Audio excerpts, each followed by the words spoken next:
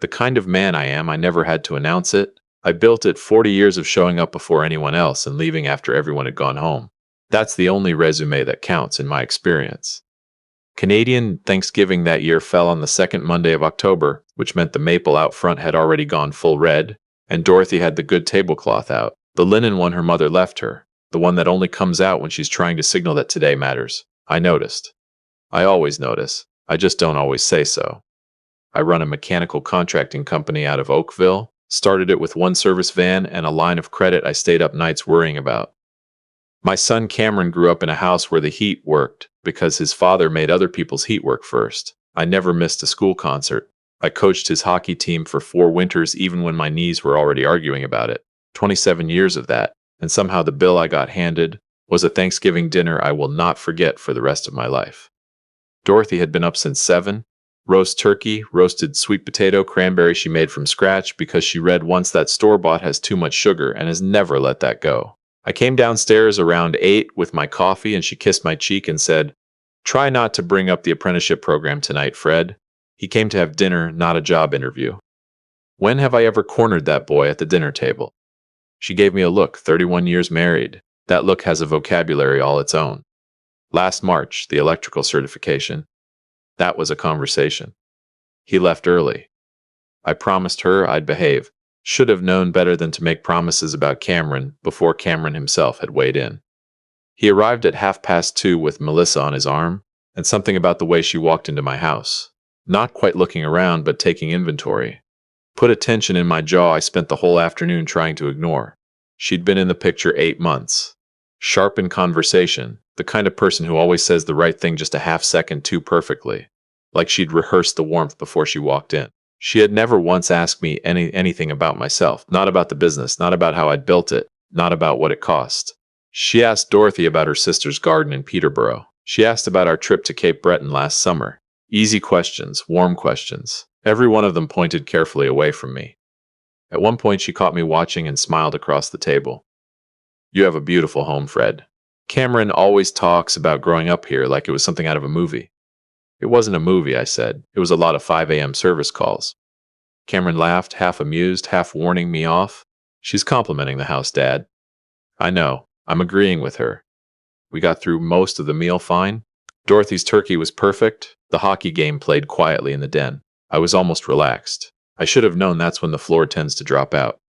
Cameron set his fork down the way he used to when he was 12 and about to confess something. Deliberate, rehearsed. "So, Dad, Melissa and I have been looking at an investment opportunity. We wanted to run it by you." There it is. What kind of opportunity? Short-term rentals. Her friends group, they've been flipping vacation properties up in Muskoka, buying undervalued cottages, doing light renovation, listing them on short-term platforms. The returns are serious. How serious?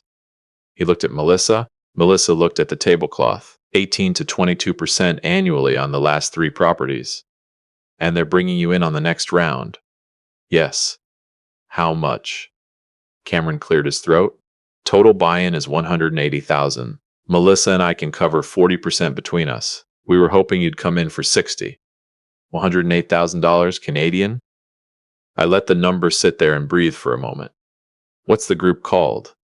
Georgian Bay Capital Partners, Melissa said, sliding it out smooth as anything, like she'd been waiting for that exact question. Who runs it? Her friend's business partner. He's done 4 properties already this year. My friend Tanya's been in since January. She's already seen her first return. Tanya have a last name? Fred, Dorothy said quietly. Her hand drifted toward my wrist. I'm asking a reasonable question. I was asking it because I already knew the answer was going to be vague. I'd spent the better part of the previous week making calls after Dorothy mentioned, 2 Sundays ago, over the phone, that Cameron had brought this up with her first. She'd been worried enough to tell me. He hadn't expected she would. I could see that now in the quick, sharp look he shot at her across the table, recalculating. I made some inquiries, I said, before tonight. Cameron's face changed. You what? You mentioned this to your mother 2 weeks ago. She was worried. So was I. Mom, his voice had an edge in it. Dorothy didn't flinch. She just looked at him with the steadiness of a woman who has had 31 years to decide what she will and will not apologize for. She's your mother, I said, not your co-conspirator. She was worried, so she told me. That's how this family works. I read from the notes I'd made during the week. Georgian Bay Capital Partners had no registered business number on the Ontario Business Registry. No real estate broker's license under that name. The two Muskoka addresses Cameron had passed along to his mother. Neither had a renovation permit filed in the past 12 months in the Muskoka District Municipality. I'd also called a friend who works financial fraud investigations for the OPP. He'd come across the name Tanya in connection with a similar scheme out of Barrie 18 months earlier. Different city, same structure. This isn't an investment, Cameron. It's a trap with a Georgian Bay address on it. He was already on his feet. Melissa's hand went to his arm, not to pull him back. I didn't read it that way at the time. I would later. Here we go, he said, every single time. Sit down and let me. No, I know exactly where this goes, Dad. I've watched this play my whole life. You check. You find reasons. You've had a binder full of reasons why I can't do anything I actually want to do. I'm telling you this specific thing will cost you money you don't have. You don't know what I have. I know what you had when you were on my payroll. I know what a journeyman HVAC tech earns in this province. And I know you left the trade 7 months ago without telling me, which means whatever you've got in your TFSA is the only thing standing between you and... Stop. His voice went up a register. You looked into my finances? I know my own business's payroll records, Cameron. That's not surveillance. That's arithmetic. You can't stand to see me try anything. You never could. The investment course I took, you had a reason. The e-commerce idea, you had a reason. Every time I try to build something outside the shadow of your name on a service van, you've got a spreadsheet ready to shoot it down. This isn't about your independence. Georgian Bay Capital Partners is not a registered company. You can't just say that. I just did, because it's verifiable. Welcome to Dad's Fierce Revenge. Pull up a chair and get comfortable. The people in this story had every chance to choose differently. They made their choices. Hit the like button and drop a comment letting me know where you're watching from. I think you're going to recognize something in what comes next. He was fully standing now. Dorothy's hand pressed gently on my arm, the way she does when she wants me to give something a moment to breathe. But Cameron was past breathing. You know what the real problem is? You've never trusted me. Not once. Not really, you call it protecting me. It isn't protecting. It's control. It's you needing to always be the one who's right. That's not fair. Not fair? His voice cracked. Do you know what it's like growing up knowing that whatever you try, your father's already run the numbers and decided it won't work? That you'll always be one phone call behind him? I am 27 years old and I am so tired of it. Cameron, Dorothy, soft, steady. I mean it. I have spent my whole adult life trying to get out from under this. He stopped, looked at me, and for one single second I thought he was going to pull back from the edge. He didn't. I wish I'd had a different father, one who actually let me live. The table went quiet, the kind of quiet you feel in your back teeth. 27 years. The nights at the kitchen table with spelling words. The 4 winters of hockey on a knee that had no business being out in the cold. The check I wrote for his Red Seal exam prep. The truck I kept on the company fleet so he'd have reliable transportation when he moved out. Every single year, and this is the receipt that gets laid across Dorothy's good tablecloth. I stood up slowly, folded my napkin, set it on the table beside the cranberry sauce. Nobody was going to finish now. Then go find one, I said. Not loud, didn't need to be. Some things land harder in a quiet voice than in a shout, and I watched that one land on my son's face the moment it left my mouth. He opened his mouth, nothing came out. I walked through the kitchen, through the garage, past Dorothy saying my name in a voice I hadn't heard since her father's service 8 years ago. Out to the driveway, into the company truck, the F-150 with my business name on both doors and my HST number on the rear window, because it was the vehicle I'd driven to the house, and it was the vehicle I was leaving in. My phone buzzed before I'd cleared the street. Bring the truck back, that's my vehicle. I'm not joking. My truck? With my company's insurance, with my company's name on both doors. I read the text twice the Lakeshore Road intersection with my hands steady on the wheel and something cold and calm settling into my chest that wasn't quite anger anymore. Something that had been building longer than one bad dinner. A second message came right behind it. I mean it, I'll call the police. I typed back 4 words and set the phone face down on the passenger seat. It was never yours. The light turned green. I drove west along Lakeshore, past the Tim Hortons where I stop every morning before the first job, past the equipment yard on Bronte Road, out toward the QEW with no destination in mind. Just distance. Just the sound of a V8 doing what it was built to do without any argument from anyone. Somewhere behind me, at a table with linen and good homemade cranberry sauce, my son was about to find out how far a man will drive when he is finally done being the villain in his own house. The first thing you learn when you build a business from nothing is that silence is its own kind of power. I spent 20 years not raising my voice in a boardroom and won more contracts because of it than I ever would have by being the loudest man at the table. I drove for an hour and 40 minutes and ended up at my own yard on Bronte Road, dark except for the security light humming over the bay doors. I parked the truck under the overhang and sat in the cab until the automatic yard light timed out, and I was just a man in the dark, listening to the engine tick down as it cooled. 27 years and it comes down to 4 words on a screen. It was never yours, said to 2 different people about 2 entirely different things. Dorothy called 6 times before 10. I let 3 go to voicemail before I picked up.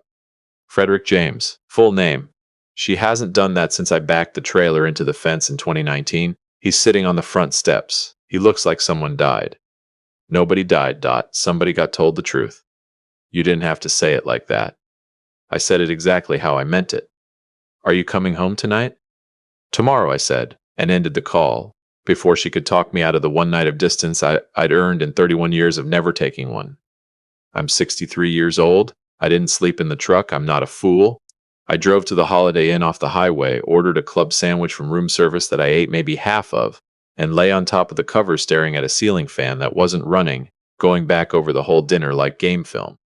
Georgian Bay Capital Partners, Tanya with no last name, 4 properties, 18% returns, no registered entity anywhere in the province, and Melissa's hand on Cameron's arm at exactly the right moment, not comforting him, not pulling him back, steadying him, pointing him forward. I'd been turning that detail over since the driveway, and it kept landing the same way no matter how I held it.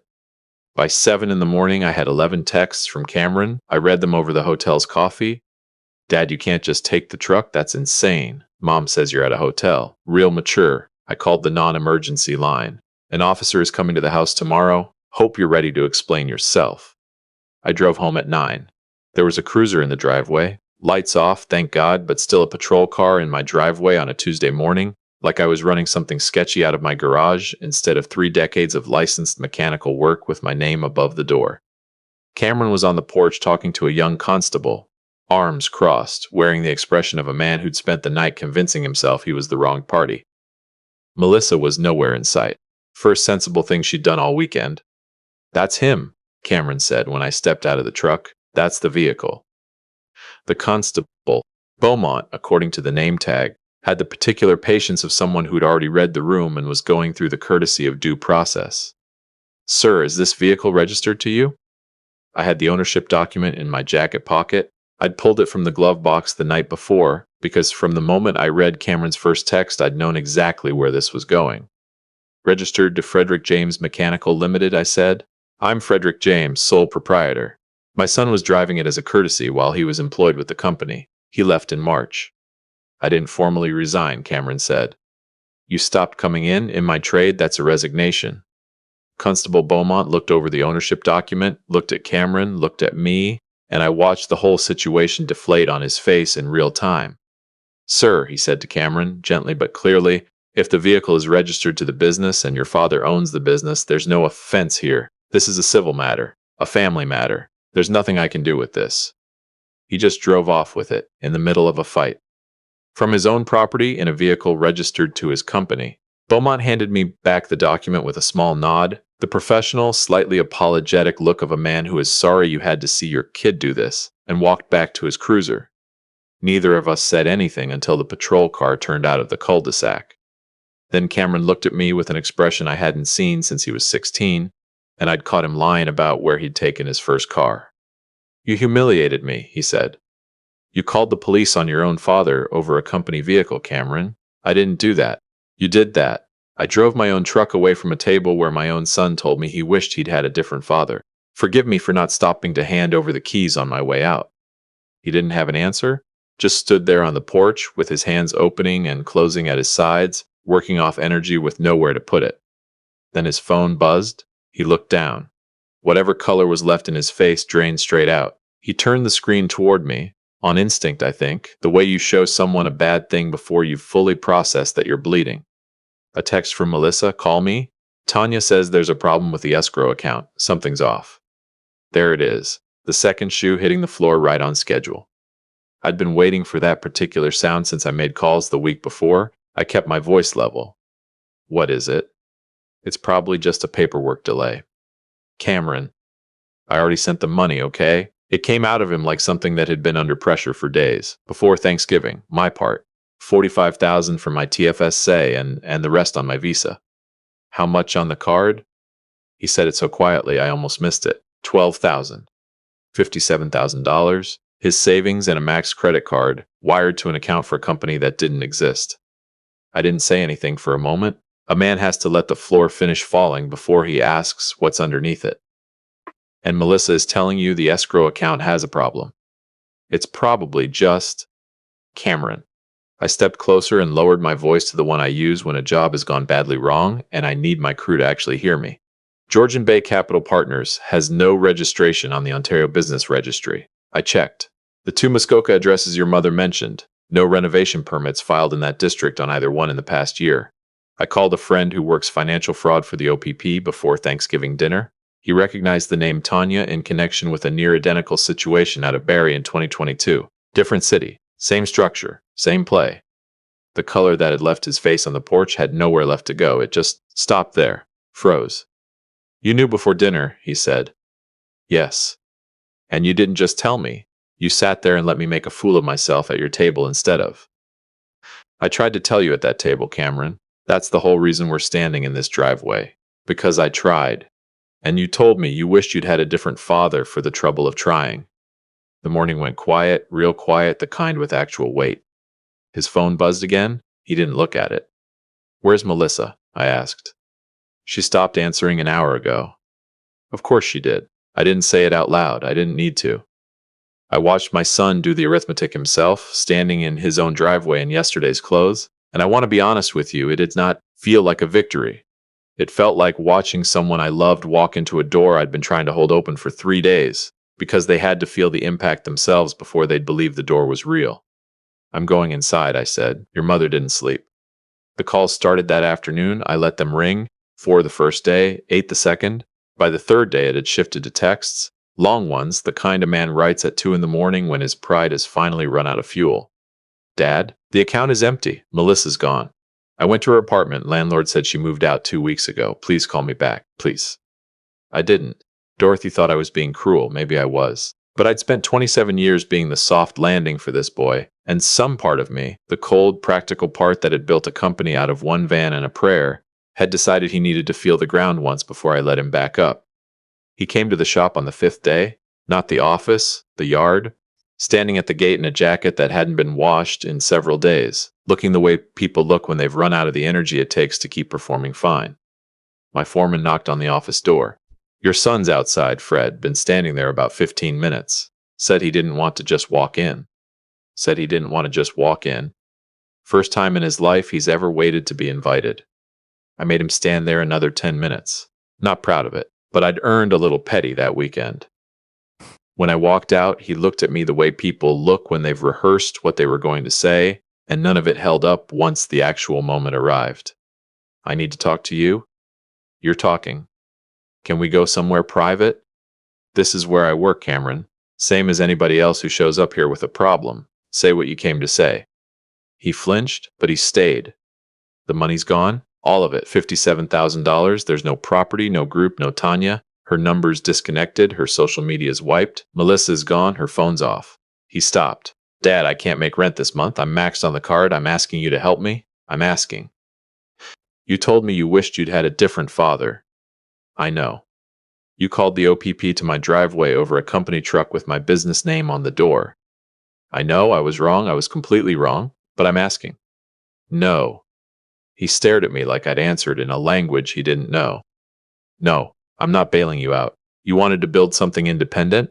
Then figure out how to get yourself out of this independently. That's what independence actually means. Dad, I'll lose the apartment. Your mother's spare room is made up, I said. That's the extent of what you're getting from this family right now. A bed and a warm meal, not a check. He went home to Dorothy that night. I stayed late at the shop doing paperwork that could have waited a week. I wasn't ready to watch my son sleep in his childhood bedroom at 27, with the hockey trophies still on the shelf. He moved back in, got a notice from his landlord within the week for breaking the lease, sold the Seiko watch, the one I bought him the day he got his red seal, to cover part of the visa minimum, picked up shifts waiting tables at a pub on Kerr Street because it was hiring immediately and nothing else was. I'd pass him some mornings in the kitchen, still in his black staff shirt from the night before, and he had the look of a man who'd been recently introduced to the actual weight of the world he'd been living inside. He didn't ask me for money again. Not once. That silence started to mean more to me than anything he could have said. Dorothy pushed. Of course. He's suffering enough, Fred. How long is this going to go on? Until I believe it, I told her. Not until I forgive him, until I believe him. 3 weeks in, I found him in the garage on a Sunday evening going through a folder of printed emails, the correspondence from Georgian Bay Capital Partners, texts from Melissa, a notepad full of numbers that hadn't added up even when he'd wanted them to. He didn't hear me come in. Keeping those for a reason, I said. He startled, set the folder down like it embarrassed him. Reminder, he said flatly, of what a $57,000 mistake looks like in writing. I leaned against the truck, the same F-150 that started all of this, and kept my voice even. My friend from the OPP financial unit called me Thursday. The name Tanya Simons, that's her actual last name. She's known to investigators in 3 provinces, Ontario, Alberta, and one outside Fredericton. Same approach every time. Fake investment group with a short-term rental angle because it sounds legitimate and current. They target young couples who have a family member with real money standing behind them. The girlfriend is the recruitment front. She earns a finder's percentage of whatever moves. Cameron had gone completely still. Melissa was working with her the whole time, he said. Not a question. The OPP is still pulling the financial thread, but the pattern doesn't change. He put his face in his hands, not crying exactly. Close enough that I looked at the storage shelves above the workbench and gave him the space. I wasn't the target, he said, voice muffled. You were, I was the way in. You were the door. He stayed like that a while, then quieter. Why didn't you just put the evidence on the table at dinner? Why did you let me call the police on you instead of just showing me and ending it right there? Fair question, the best one he'd asked me in months. Because you'd already made up your mind before I said a word, I said. You'd decided I was trying to control you. I could have printed a certified OPP brief and laid it next to the cranberry sauce, and you would have found a reason to doubt it because it came from me. Some things a man can only learn from the ground up, Cameron, because I tried to steer you around that wall for 27 years and you kept taking the wheel back. He was quiet for a long time, the kind of quiet that means something is actually moving around inside. I'm sorry, Dad, he finally said, for what I said at the table, for the constable in the driveway, for all of it. I know. Not just because I lost the money. I know that too. I sat down on the step by the truck's front wheel. He stood there with his hands in his jacket pockets, and for the first time since Thanksgiving, I let myself actually look at him. The anger from that weekend had burned down to something quieter, something closer to grief than fury. This was my son. This was what it cost him to stop being so certain about everything. There's something I need to tell you, I said, and I need you to hear all of it before you say anything back. He nodded. Back in August, before any of this started, I asked my accountant to put together the paperwork on a trust. $150,000, been building since you turned 19. I always meant it to help you start something real when you were ready. Something legitimate with a business plan that could survive somebody actually checking the paperwork. I paused. The truck title transfer was already drawn up too. Birthday present. 6 weeks early. Been sitting in my desk drawer since September. He stared at me. The whole time, he said slowly. While I was at your table asking for money for a scam, while I was sleeping under my old hockey trophies and selling Grandpa's watch. Yes. Why didn't you just give it to me? Any point in the last 3 weeks? Why'd you let me sell the watch instead of just? Because a man who gives his son everything the moment he cries teaches him exactly one thing, I said. That crying works. I looked at him straight. I needed to know you weren't sorry because you got caught, Cameron. I needed to know you were sorry because you understood what you did. To the money, yes. But to yourself, to your mother, to me. 3 weeks of waiting tables and an empty bank account taught you that in a way a check from me never could have. He didn't say anything for a long moment, just sat with it. I'm not releasing the trust today, I said, before he could get too far ahead of himself. It's there, it's yours. But it comes with conditions now. A real business plan, one I get to read. One that has to survive me picking it apart the way I should have been allowed to pick apart Georgian Bay Capital Partners before Tanya Simons got her hands on $57,000 of your future. That's fair, he said, and he meant it in a way he hadn't meant anything in 3 weeks. More than fair, that's just how it works now. He nodded slowly, and for the first time since he'd walked through my front door on Thanksgiving weekend with Melissa on his arm, he looked like the person I'd spent 27 years raising.